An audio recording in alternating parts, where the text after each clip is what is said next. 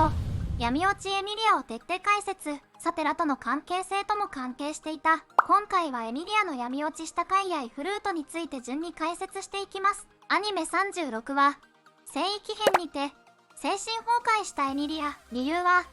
聖域で受けた自分の過去と向き合うというもの。エミリアが試練を突破できない理由には、過去にパンドラの策略で叔母であるフォルトナとジュースがエミリアのために戦い、フォルトナは死に、ジュースが変貌したこと、そのショックによりエミリアが故郷の全てを氷漬けにしてしまったという事実があるためです。それに追い打ちをかけるように唯一の心の支えであるパックも姿を消し、スバルが書いたエミリア宛ての手紙が何者かに捨てられ、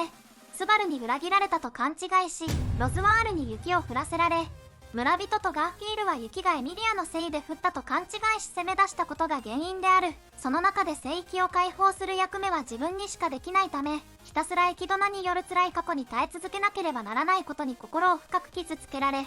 スバルに対してのヤンデレになってしまったのである。味方がいないエミリアは試練に挑み続ければいつかスバルが迎えに来てくれると思い続け精神を消耗し、最後には崩壊してしまったというわけです。この時のエミリアは精神状態はかなりおかしくなっており、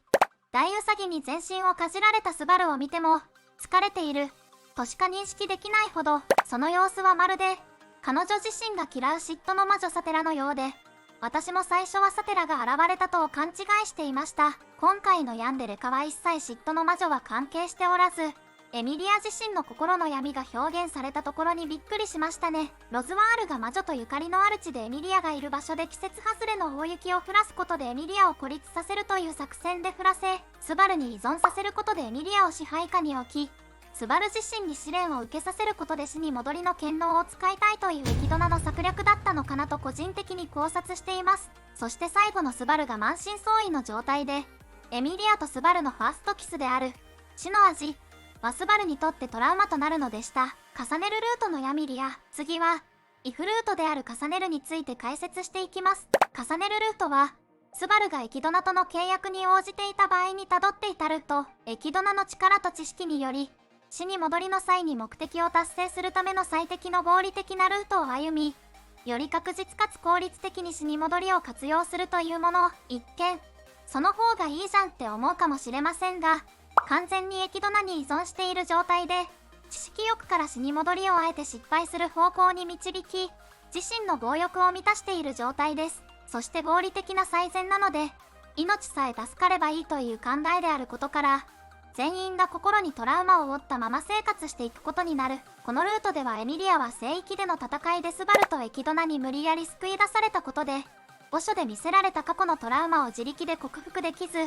完全に自信を失って闇切り、スバルへの依存のみを支えに生きている。見た目も銀髪が短く切られているのが特徴的で、瞳はいわゆるレイプ目という感じ。これはこれで可愛いエミリアタンですが、感情の起伏も激しく、普段は明るくけなげに応戦候補として振る舞っていますが、何をするにもスバルの命令がないと動けない状態です。これだけ聞くと甘えたな女の子のように感じますが、些細なことでも情緒不安定に陥り、スバルに褒めてもらえないと暴走。スバル型の女の子と話しているだけで嫉妬し暴走。スバルに毎日会っていないと寂しさに耐えきれず暴走。スバルに少しでも危害が加えられると相手を殺したりと常に面倒を見ていないと大変なことになっちゃいます。しかも暴走の規模がパックが暴走した波の災害を起こすので、生き残れるのはスバルだけ、もしくはスバルもろとも殺しかけないほど、ヤミリアの極みと言っていいほどです。まあこれはこれで可愛いエミリアタンなんですけどね。聖域編で過去を乗り越えることができなかったため、精神状態も子供のままであるため、これまたたちが悪い。そして髪をショートにした理由も、スバルが眠り姫であるレムを気にかけており、レムの記憶を取り戻すためにエミリアを王にし、王だけが使用を許される竜の血を使い、レムを目覚めさせるために、スバルが奮闘していることに対抗したもので、エミリア自身はレムのことなんてどうでもよいと思っているみたいです。ちなみにラムもレムに関しての思いも失っており、冷たい態度で接している。ちなみにこのルートでの他のキャラのその後はどうなったのかというと、スバルは仲間の命を救うことを第一の優先目標とするが、その結果自分の命を徹底して軽視するようになり膨大な数の死に戻りを繰り返します。命さえ助かればいいと考えてるため仲間の心さえも軽視し、みんなが心に闇を抱える原因になります。ガーフィールは聖域での戦いでスバル&エキドナの徹底した妨害工作によって完全に蚊帳の外に置かれ、命は助かるも過去のトラウマを克服できていない状態。内心はスバルを憎悪している。ベアトリスは禁書庫から無理やり説得もなく出されたため、その人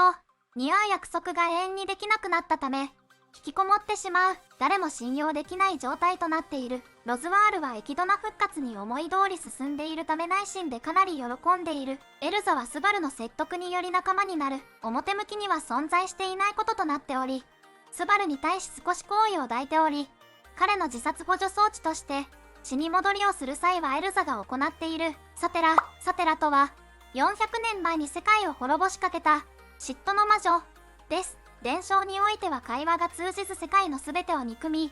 無慈悲に殺戮を繰り広げる悪夢のような存在とされている。実は原作では適性がないまま魔女因子を取り込んだので、サテラには嫉妬の魔女とサテラ自身の人格が生まれてしまった存在と明かされており、嫉妬の魔女ことサテラは二重人格であるエミリアという説が有力です。三英傑により封印するときに、サテラを殺すわけにはいかず、嫉妬の魔女とサテラの魂を2つに分けたのではないかと思います。その善人であるサテラの魂が入った器が、現在のエミリアなのではないでしょうか。そしてもう傍らの嫉妬の魔女因子とサテラが現在封印されている。ある意味、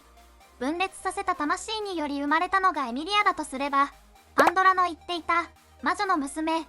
という発言ともリンクします。この構想だとエミリアの母がサテラという説もまだ納得できます。ミネルヴァが両親を知っているところで矛盾が生じるのでないとは思うのですが、嫉妬の魔女もサテラ自身もスバルを愛しており、スバルが他の女性と一緒にいると嫉妬し、これは先ほども話したエミリア自身が闇落ちした心理状態とリンクしており、エミリアの心の闇が嫉妬の魔女の人格により増幅、暴走した結果が皆さんがよく知る嫉妬の魔女という考察です。このことから、わざわざ闇落ちしたエミリアを描いていることからも、エミリアがサテラになってしまう要因を持っていることが示唆されていると思います。じゃないとわざわざ外伝で描いたりしないですよね。このあたりはこちらの動画で話しているので概要欄に貼っておきます。スバルへの異常な愛情を持っており、気が狂うほど愛してるオレンコ。スバルを影で飲み込んで一生そこで自分のものにしようとしている。おそらく、400年前にスバルを守るためにジュースのように無理やり魔女因子を取り込み、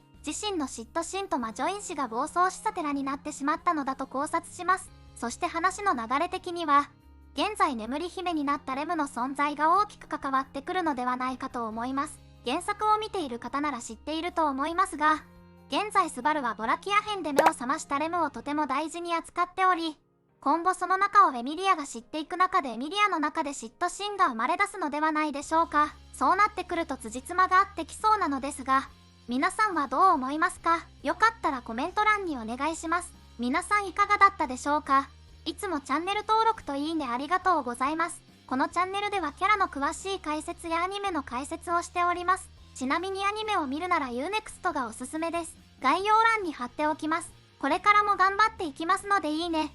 チャンネル登録よろしくお願いします。最後までご視聴ありがとうございました。